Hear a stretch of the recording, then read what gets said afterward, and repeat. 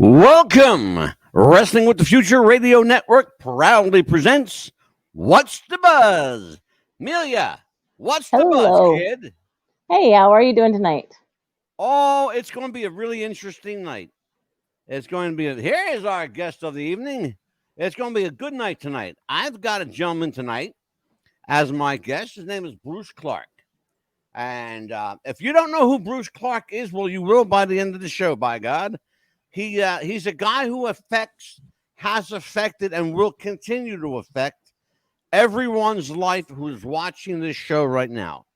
Why, do you ask yourself? Why do this man who I don't know, how could he affect my life? Simply, I'm going to tell you how he did it. Bruce Clark's the guy who invented the stadium and arena cup holder. So next time you go to a game and you've got that big drink in front of you, and you've got a place to put it, you need to thank Bruce Clark for that place to put it, because he's the guy who put it there. Without any further ado, don't forget movie theaters. Yes, absolutely. And movie theaters, yes.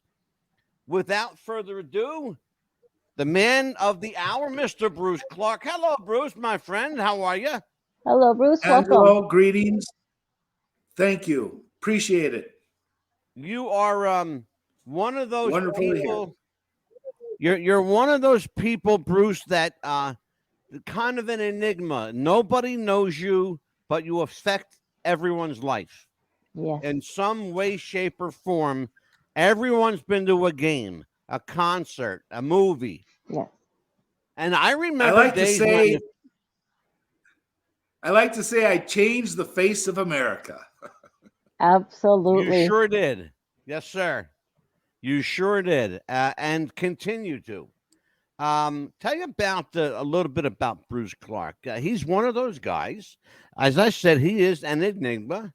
You may not know his name, but that cup holder, that little, who would think that a cup holder at a game or a movie venue would make such a big difference? But honestly, it really, really does. Because I've used that cup holder for drinks, for my popcorn cup. I've used it to put my glasses in. I've used it to put my hat, gloves, and scarf in. It comes handy for other things, by the way, Bruce. Not just big 48-ounce drinks. Wonderful. Yeah. So I want to find out, It's Mr. Bruce Clark, how the heck our mission statement. How did I ever do that? Yeah, I want to find out, where did the idea for our a mission cup holder? statement. Well, I was at a movie theater with my wife in a cold Minnesota winter. Had our coats on, order a pop and popcorn, get into the theater, and there was no place. I needed to take off my coat. Yeah. Simple. I just needed to take off my coat. And I said, honey, hold my drink. And she had her hand full of pop and popcorn. And the floor was just sticky and gross. The seats offered no help. And I was so frustrated. I said, damn it, I said, there needs to be a freaking cup holder in the back of every one of these seats. And with that, I ran with it the next day. I had a vision that evening. I saw it. I envisioned cup holders on every stadium and theater seat. And I thought, okay, here's a need. Here's a real serious need. And our mission statement early on was that we wanted to have everyone going into a theater or a stadium expect a place to keep their drink. Expect it. We wanted people to, so natural that they were pissed off if they didn't see that. Yeah. So that's interesting. Interesting stuff. I read a little bit about that, and then people want to know whether Bruce exaggerated it. No, it was that simple. It was as simple as the man. He went to a movie and had no place for his stuff, so he created a place for our stuff. And that's as simple as it is. But out of necessity are great inventions made. They say that it's been That's said, right. Bruce, that necessity is the mother of invention. I've also said that Amen. poverty is his father. Because Yeah. oftentimes, yeah, it's true. Oftentimes, you've got a great idea and you can see that vision manifest itself. But what if the person or individual with this brain trust of an idea doesn't have the wherewithal or the financial backing or capital to make it a reality? Well, what happens then? Well, I didn't either. I didn't either. The Yeah. next day, I went to a local machinist and had him make for me a prototype. Cost me $200. It was a piece of Okay. aluminum. It was a round hoop that would fold up and down. You'd mount it onto a seat. It would fold up and down. It was just a hoop. And I thought that was the hot ticket. And once I had that made, I went and visited my patent attorney, was the first stop. And once I had a patent pending, I was like a racehorse out of the gate. And I went everywhere, shared the idea with anybody that would listen to me. I showed it to theater owners. Everybody thought it was okay, pretty good. And I came across, one guy would recommend somebody else. You got to talk to this guy or that guy. And I was on the road, and it took me about a week at the most. And I ended up with a theater supply company. And we made a deal. They loved it. They thought it was, this is it. These guys supplied all the sound for all the stadiums. They did all the theater seats and stadium seats. And so they had a customer list that just worked. And they were very highly reputable. And we made a deal for them getting the exclusive rights to distribute this. Yeah. They, in turn, gave me a warehouse, an office, secretarial help, of course. They gave me they paid for everything. I mean, all the marketing costs, including magazine ads and the trade publications. I like these people. And trade shows. They paid for all the trade shows. So not bad for a $200 investment. No kidding. I like these people a lot. Right? Man, I like these people a lot. Can you excuse me for one moment? I have to grab and plug in my laptop before the battery goes dead. Absolutely. You go right ahead. And Amelia and I will talk for a moment. Sure. You go ahead. Do that while Amelia and I talk. Amelia. Yes.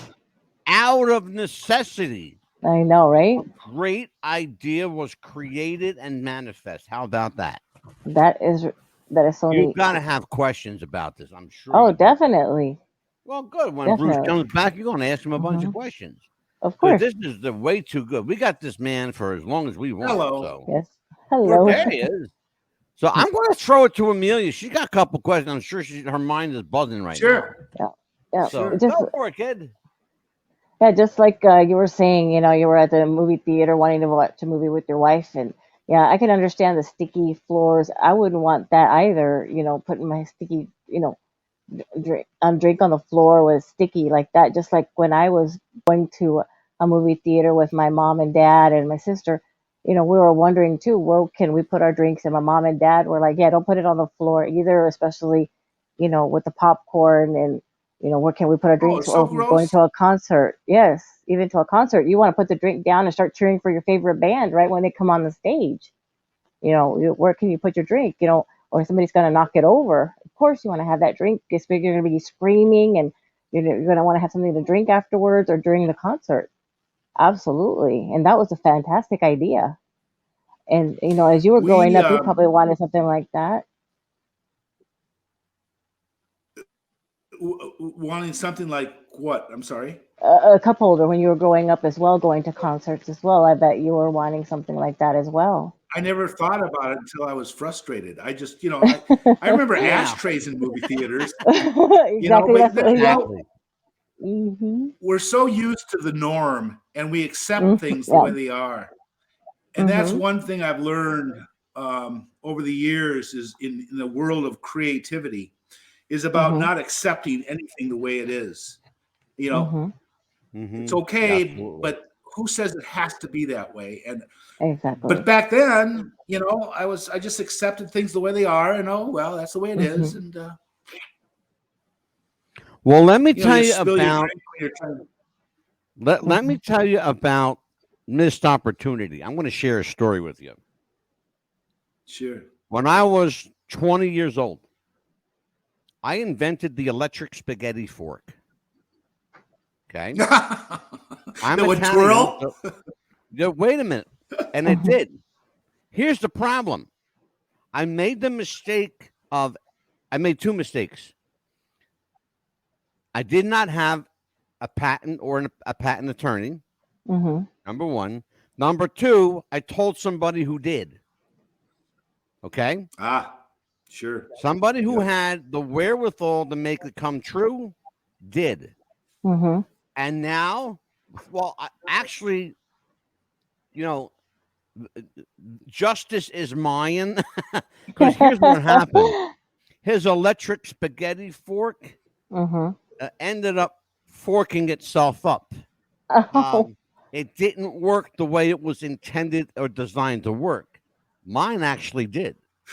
So, Oh, but cool. that's a true story, though. I Mm-hmm. invented a twirling spaghetti fork that actually worked. Would you have it on And the end of a somebody, drill? no, believe it or not, it was a child's toy Mm-hmm. that had Okay, a you modified it. spindle. Yeah, I Mm-hmm. Cool. modified a kid's toy that had a So you had a spindle head. working prototype. Oh. Well, this was plastic actually, and it worked really, really well because it was, Cool. 2 AA batteries. That was it. Mm. You know, that was a little Fun. cumbersome. This was, of course, before the AAA battery was invented. Mm-hmm. Just to show you how far we've come. I want to talk to you, Bruce, about uh, um, the innovative mind. You said that the cup holder came out of necessity, out of frustration, but you have that inquisitive mind. We all, at some point, come across. It's like the old expression I heard once. Even a blind squirrel comes across an acorn once in a while, right? Sure. Once in a while, you know, even the most inept individual comes across like a gem. Okay. Mm-hmm.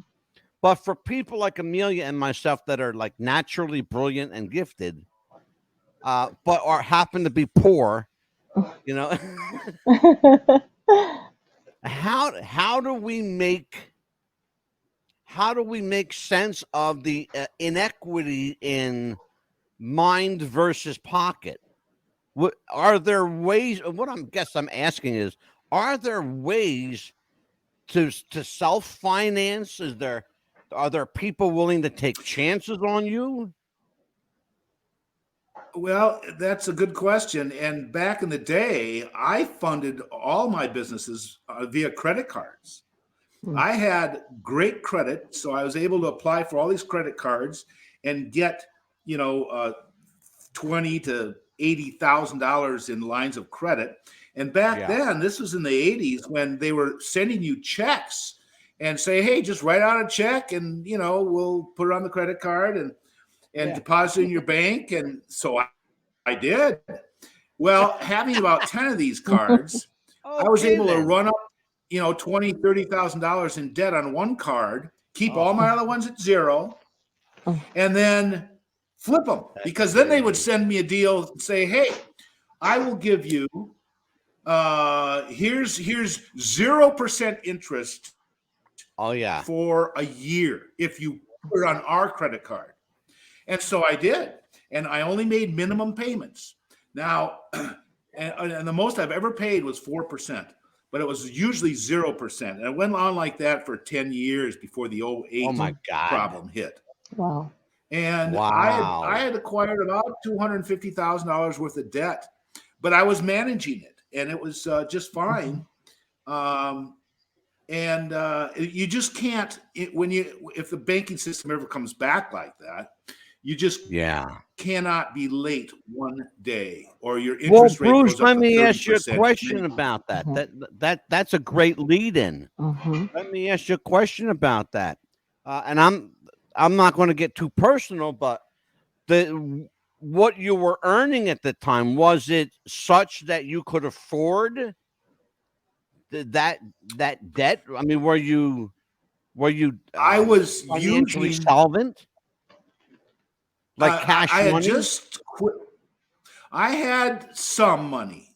I had some. I had like $50,000 in the checking account, Right. but I'd spent that once I had this deal with that distributor. I spent all that money on a mold Got it. to build my cup holders, Yeah. and it goes into how do you know if you want to spend that money? You mentioned that earlier about Yeah. how do you know when it's worth investing something in an idea? Well, you Yeah. weigh the upside and you weigh the downside. And Yeah. if the upside is far greater or greater than the downside, it's go for it. Take that calculated risk. And I saw, here for $200, I had, a distributor. I had a means of all the marketing, trade shows. I just needed to come up with $50,000 to, make the product. And Yeah. so that's what I did. It's incredible. And It sounds it so. was, You the make it upside sound. was No, go ahead, Bruce. Go ahead. No, I I was realized gonna. the upside was really big and the downside Yeah. was only 50 grand. To me, that wasn't anything because I pictured myself making millions. Well, I was about to say to you, you make it sound so simple. You make it Well, sound like, hey, baby, this is a piece of cake. it can But be. It can be. It really can can. I ask you a And that's one question? thing. Go ahead. Let's have it. I want to have an open, honest dialogue with our audience, and because I think they deserve it. You make it sound easy, and you said, well, yeah, it can be. It can also be a pain in the ass. Oh Um, yeah, it's called hard but work. but here's the question though. Does does the system, the way it's set up now, make it more difficult than it need be, or is it a simple a hit and run philosophy? You know what I'm getting at? Well, no. What do you mean hit and run? I mean, Well, you when I hit and say hit run. and It run, sounds like you're going to go broke if you just do a hit and well, run. no, I say hit and run. I mean hit the ball and run to the base. You Oh, know, oh. is it? Yeah, Well, is it yeah. that simple, or is it? Do they make it more complex than it need be? I liked the cup holder idea because it was a simple product. And you mentioned, is it really that simple? Well, no, there was a lot of hard work, and I had a lot of brick walls that I've had to learn how to climb over, dig under, find a way around, legally dismantle.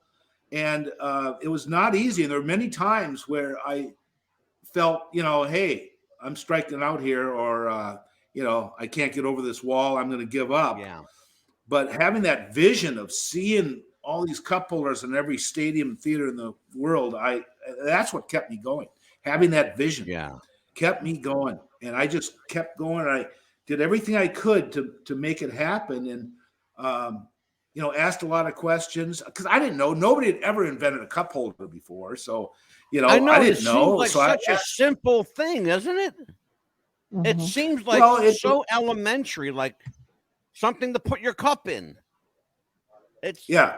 it's simple, but not so Well, there's a simple. lot of that. Yeah. It's Well, crazy.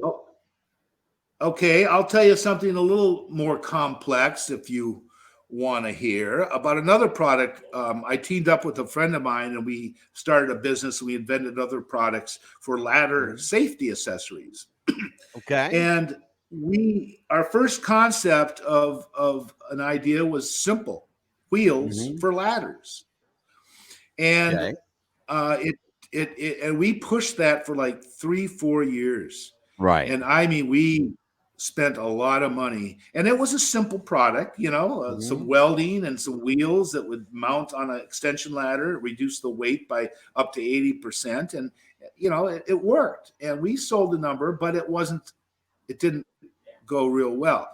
Well, it was kind of a failure, actually. And so during this time, we were in contact with a lot of different safety companies and Right. safety people in the world of construction companies. And one of our customers came to us and said, "Hey, we need a guy to be able to climb a ladder to the top of a roof, or OSHA required a railing system around Yeah. the edge of the top of wherever they're working. But where you put a ladder up there was an opening, and they needed some way to, because people were stepping around the ladder. So we came up with, and it wasn't easy coming up with it. In fact, it was very hard, very complex. By this time, I had gotten pretty good on using SolidWorks CAD system. And I designed a bunch of different stuff, and it was not easy. I couldn't come up with a real simple, good deal. So we paid $5,000 to a design company. Oh, wow. Who came up with the perfect design. It's a couple railings that mount over the top of an extension ladder, and they Y out at the top. So now you take your extension ladder and you raise it so the top step is equal with the roof line. And then you have this railing system that goes over the top of the beams of the ladder. Yeah. And you walk straight through the ladder instead of stepping around the ladder. And that stepping around, which was dangerous. So that product is selling like hotcakes right now as we speak. It's a great product. It's saving lives. But it was a little more complex. It wasn't as easy. We did have to have somebody else figure it out for us. So well, let me ask a question about that. That's a great lead in. How many prototypes did you have to go through? One. One. Oh, really? Wow. And was that simply modified? The design company made the prototype, and then I got on the CAD system and redesigned it so that it was just beefy, and very strong. And because the last thing you want is somebody to grab onto your railing systems, and then it breaks and they fall off a roof. So there was one prototype with a modification. Yeah, and I did well. No, it was just one prototype. We never really used it because it was just a couple straight beams that went straight up. Oh, I got And I got on the CAD system and redesigned it and beefed it up and made it Y out so that you could carry a load. You ended up not using the prototype at all. Then you went from correct. You redesigned it from the ground up. With regard to the cup holder, again, it seems like a simple approach to a simple solution to everybody's kind of problem, but there are a lot of variables in taking into consider a cup holder, various size cups. Yes. Yes. So you got that smile on your face. I know there's a story here. Oh, there's the story. My first fold-up hoop idea was an absolute failure. But we didn't realize that until we had already spent that $50,000. We'd already gone to the trade show, and we had to hit this. It was called NATO, National Association of Theater Owners in Las Vegas, once a year, and it's a big deal. And every theater owner is there. I've actually been to one. Have you? And we had to be there for that to kick this product off. So it was a race to get everything done, get the mold built, get the brochures made. We didn't even have product until a month or 3 weeks prior to getting to the trade show. The mold just wasn't done. And so our brochures were graphics. They were just drawings. They were not photos of the product. We had, laid out our booth. And I had even done a real quick test market with a local theater owner that I filled up it was a threeplex, and we put him in all his seats, and boom, we were off to the trade show. And we get to the trade show, and with the very first day, that theater owner comes up to me with a tally of all these uh, showings that he had, and he had a tally of all these hoops that he had to pick up from the front of the screen because kids were popping the hoop off and throwing it at the screen.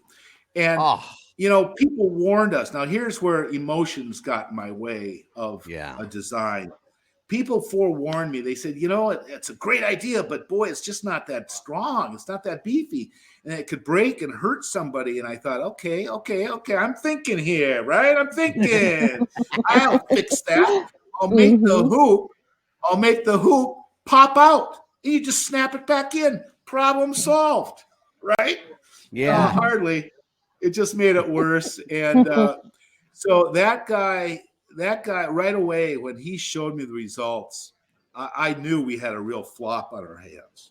Wow. And I also at that time envisioned a more robust, hardy, bolted on, much better cup holder. But it took us a year later to the next show to really kick it off again. Well, let me ask you a question about this, Bruce. I've been, recently, I went to a concert in Philadelphia, and the cup holder in the seat, there were to the right of every seat was that seat's cup holder, and I took notice of it specifically because we had a large drink that my wife and I were sharing. It was like a 64-ounce drink. It was a big sucker. I noticed that inside the cup, inside this holder, there were 3 different rings, like 3 levels of sizes inside this ring. Was that your idea? No, my idea was one big one to fit all the cups. And so the small cups might float around in there a little bit. Now, I had sold the company, and I sold the company, it got so big that, I just didn't have the resources to be pumping in more money. And the company I was just our distributor was very, they wanted to buy it. So I sold it to them. They made me an offer I couldn't refuse. And so I went away. They ended up hiring me back as a sports marketing guy to sell advertising on all the cup holders in all the stadiums. Anyway, but since then, there's other designs that they came up with that could have been one of them. It's interesting. I don't know if I'm sure you know what I'm talking about. Amelia, have you been to a concert venue or a movie lately and taken notice of the cup holder? I did. I went to a Kenny Chesney concert at a football stadium. That's where did you have the same kind of cup holder? I'm assuming, Amelia, that you were in a large venue, like a 20, 30,000 seat building. Yes, it was at the Ravens Stadium over here at where our team plays in Florida.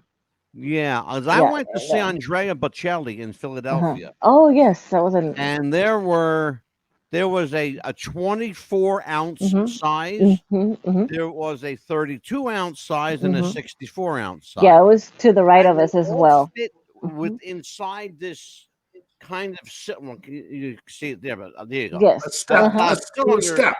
I got it. Yeah, sure.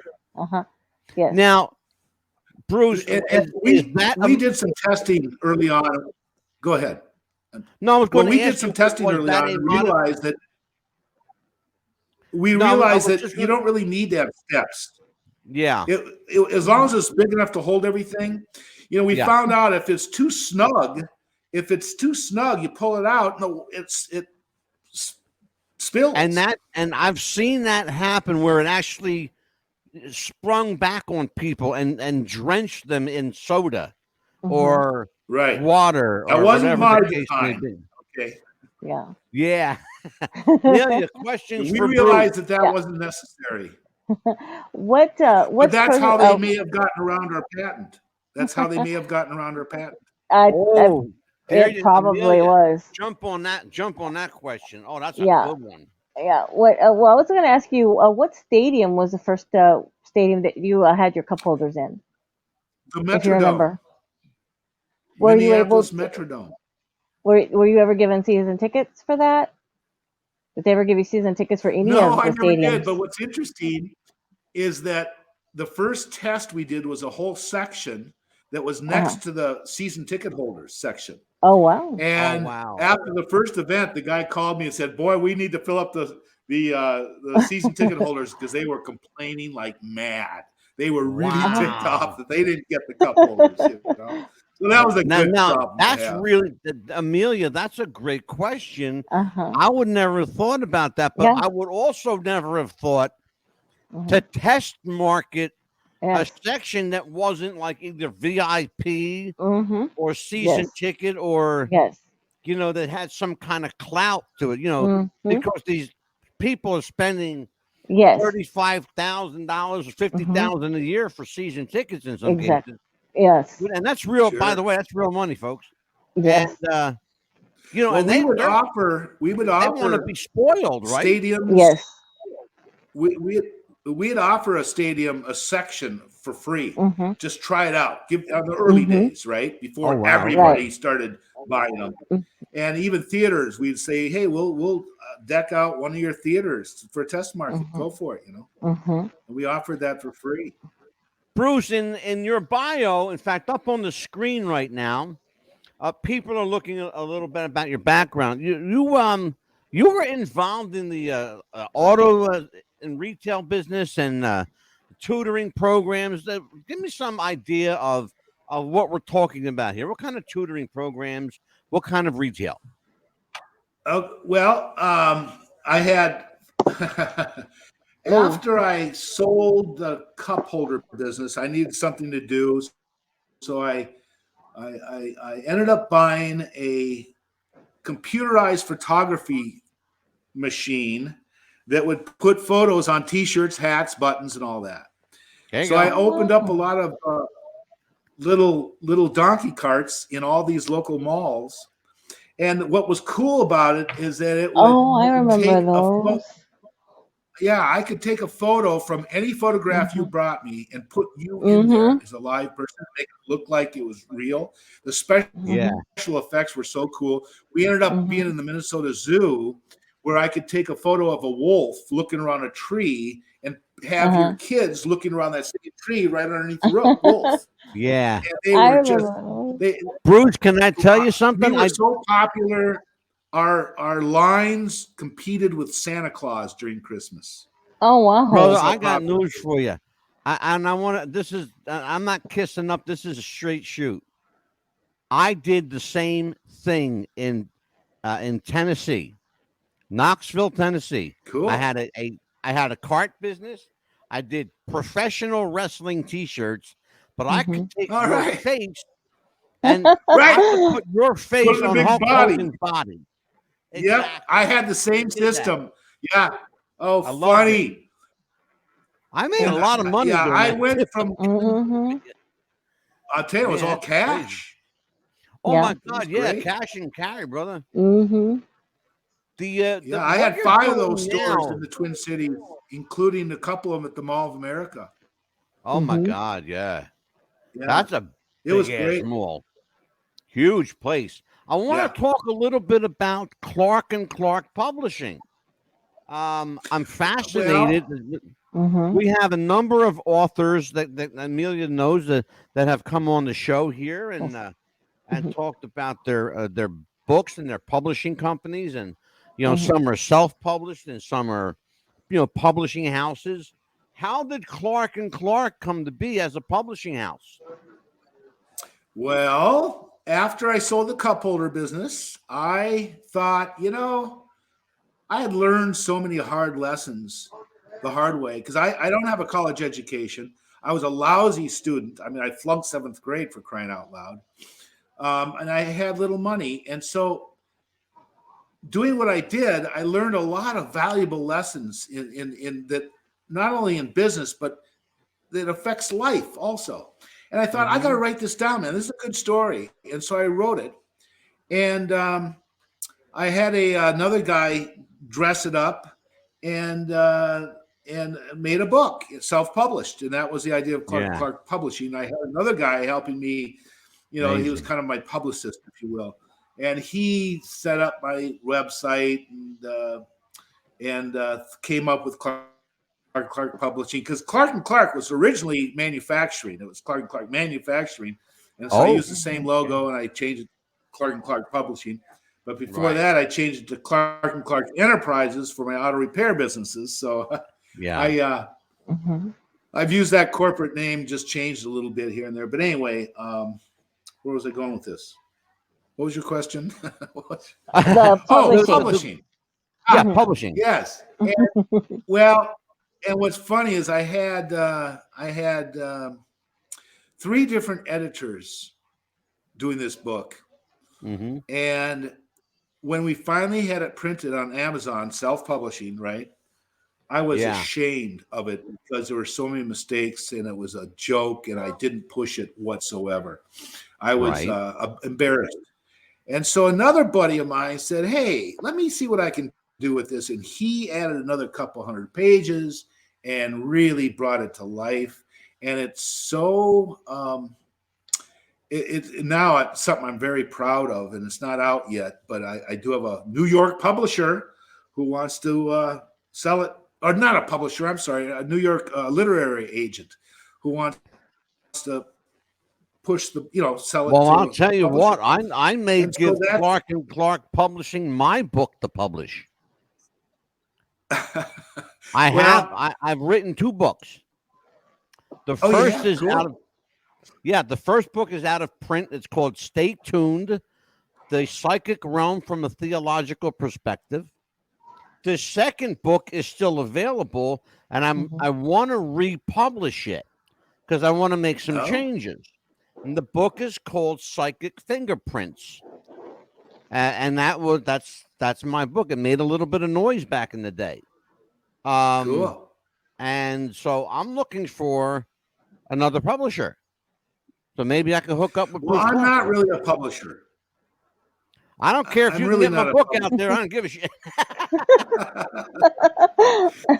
I can give you a name of somebody. It's nice to see it. I got to tell Amelia, and I got to tell you, Bruce. It's nice to see that Bruce Clark goes off the rails like we do, Amelia. I know, right? Because we do shit like that all the time. I'm not afraid. No. I used to drive Formula race cars, so I've been a pilot, and I'm not afraid of things, and I will go where no man likes to go typically. Yeah. Let's talk about entrepreneurship. There's a big movement today, and I have great admiration for entrepreneurs. I consider myself an entrepreneur in some regards, but I also have great disdain for the way the system manipulates and in some cases destroys the entrepreneurial spirit. It occurs to me as someone who's been both a victim of the system and worked within it, that if you're not prepared to get doors slammed in your face, don't try to be an entrepreneur, because you're going to have a lot of doors slammed in your face. Yes. On the other hand, you gotta get used to know.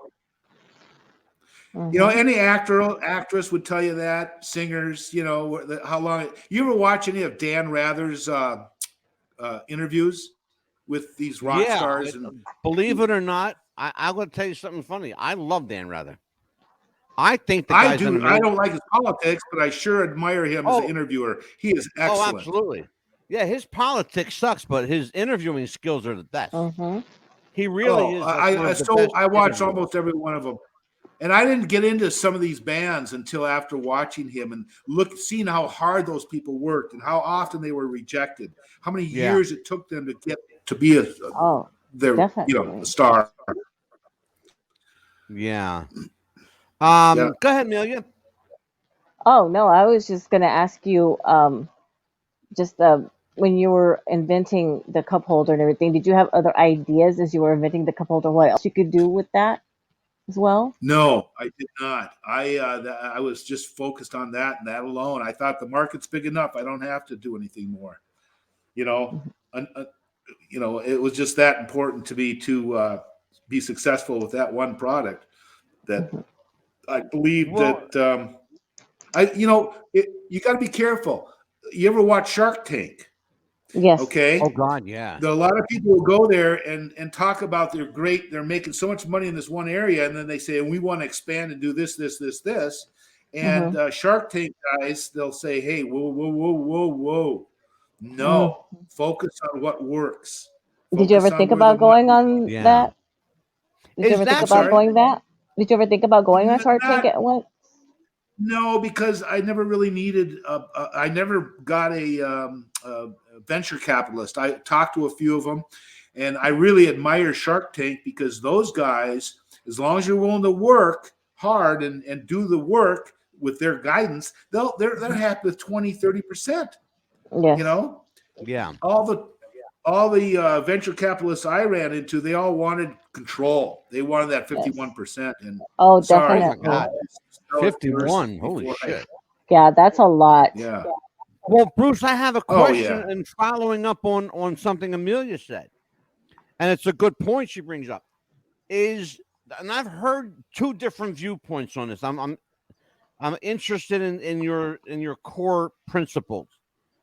I've heard people say do one thing and do it well, and I've heard other people say do it well but diversify. Where's Sure. your head on that? Well, it depends on how strong of an organization you have and how many, how much money you have to be able to expand and keep Mhm. doing what makes money, doing it right. You look Yeah. at a lot of these conglomerates that are selling off parts, places that don't make money. Those guys are, I couldn't imagine trying to run a conglomerate with multiple different Ooh, businesses. yeah. And if you're big enough, you can do that, and you have the best Mm-hmm. people and a creative team, and Mm-hmm. yeah, it can be done. But for starting out, my Yeah. whole thing is, you know, geared. My story, my book, it's all geared for the little guy, the guy Yeah. who I want to be that stepping stone to get the little guy to take that leap, to take that Mm-hmm. jump into bringing it to There's market the or start. that's what I wanted to hear. I wanted to hear that. Here's the lead in. And thank you, Bruce, for going there. Because here's the lead in, Amelia. Yes. Skill versus luck Mm-hmm. versus timing. What's more important? The right timing, the skill to make it happen, or being in the right place at the right time? I would say being at the right place at the right time. What do you think? You Say forgot what? hard Bruce work what? and working towards a goal, and starting out with a good idea to begin with. All of True. those don't really tell you the whole story. There's a lot to it, and you got to start out with being willing to take a risk, working hard, working your butt off, and having a good idea. A lot of people do come to me and they say, I've got this idea, and I'll sit down with them and I'll give them my opinion, and weighing the upside, weighing the downside. It's calculated. You got to figure out, is it worth dumping $100,000 into a market that's only $1 million or $2 million? No, it's Yeah. not. Mm-hmm. You want the downside to be Mm-hmm. X, and you want the upside to be 50, 100 times that. Sure. And so you got to weigh it out, and luck, you make your own luck. Okay, what was Mm-hmm. the other one? Be timing is important, absolutely. Yeah. Yes. It's funny you even it just made me think about when we came up with the cup holder. We go to this trade show. Well, we found out then and only then that we had these two Jewish guys from LA who came up with the armrest style cup holder Mm. at the same trade show. Wow. They were Yeah. introducing the cup holder. I thought I had the corner That's on the market. crazy. That Well, is Oh nuts. boy, did that start a fun time.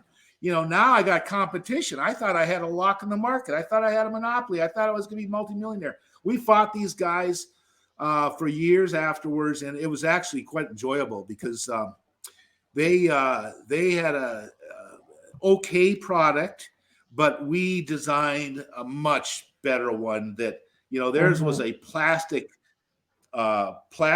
piece of plastic that would be glued with two-sided tape over an armrest. Piece of plastic, injection molded. Well, that would pop off, if it wasn't stuck right, and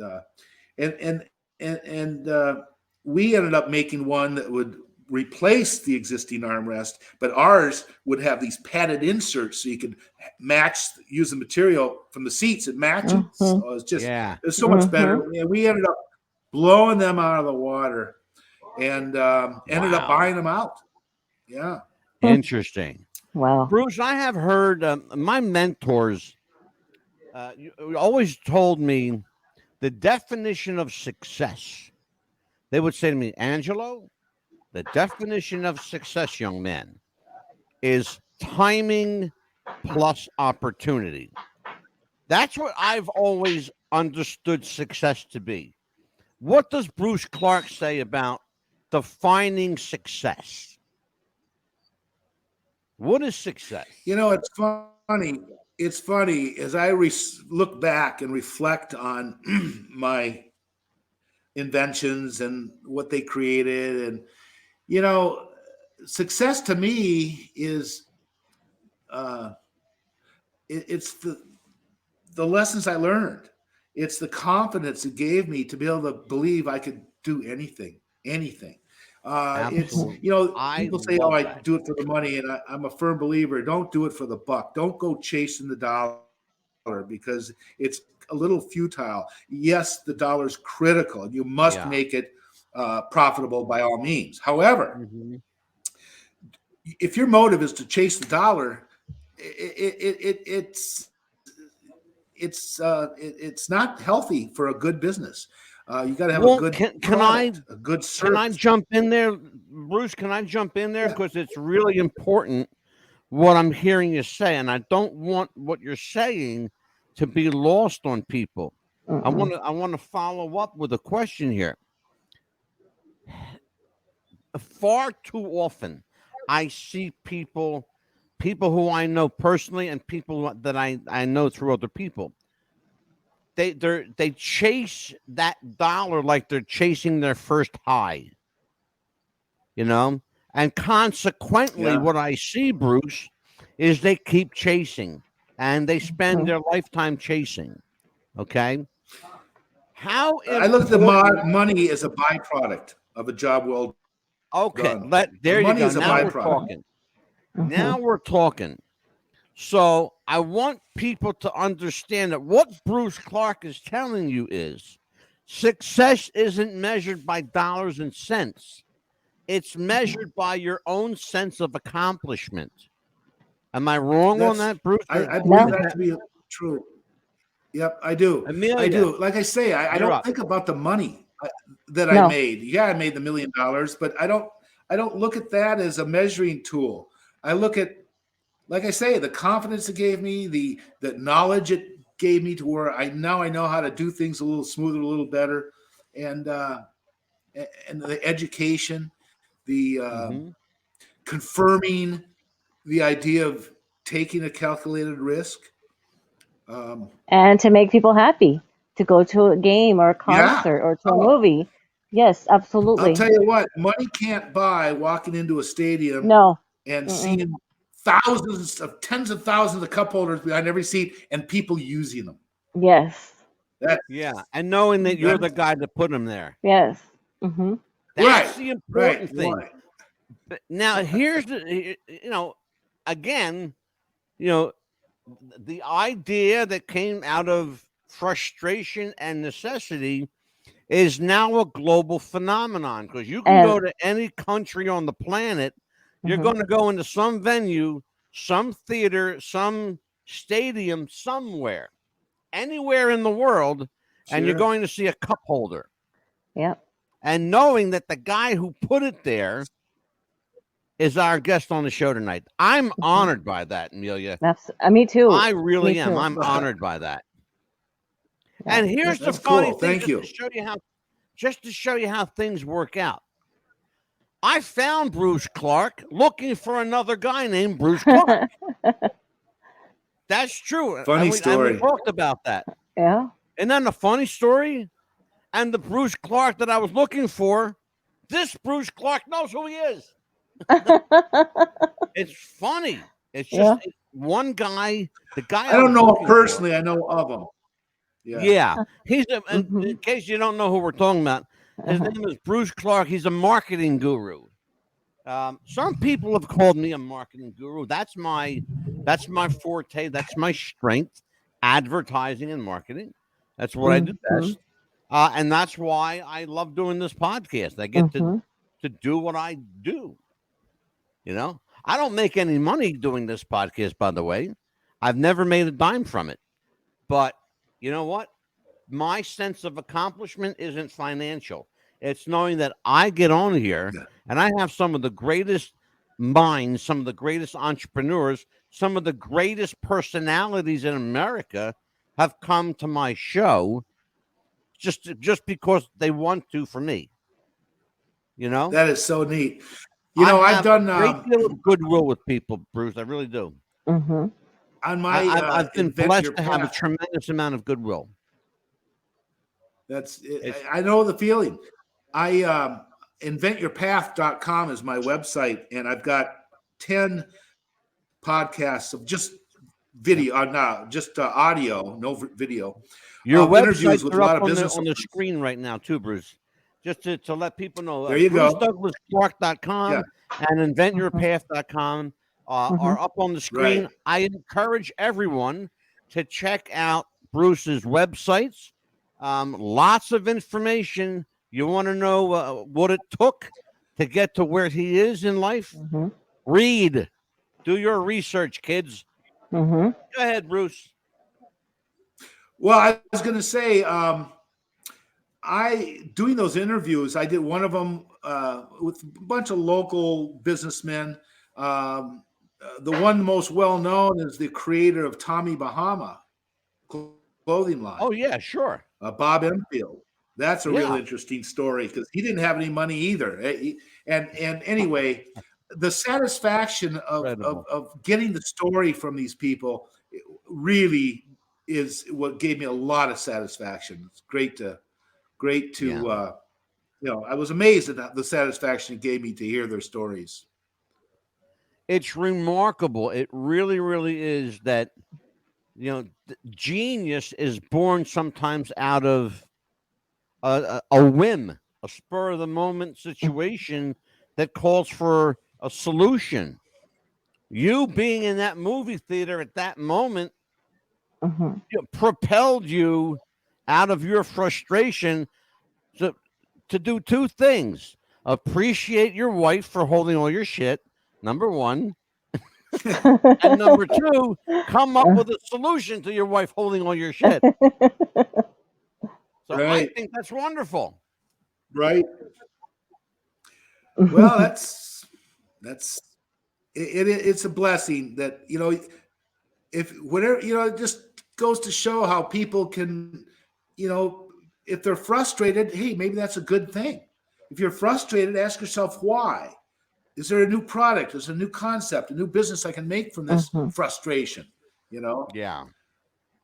Just so Absolutely. you don't have to think negative about being frustrated. Amelia, questions for Bruce Clark, inventor of the Stadium Cupholder.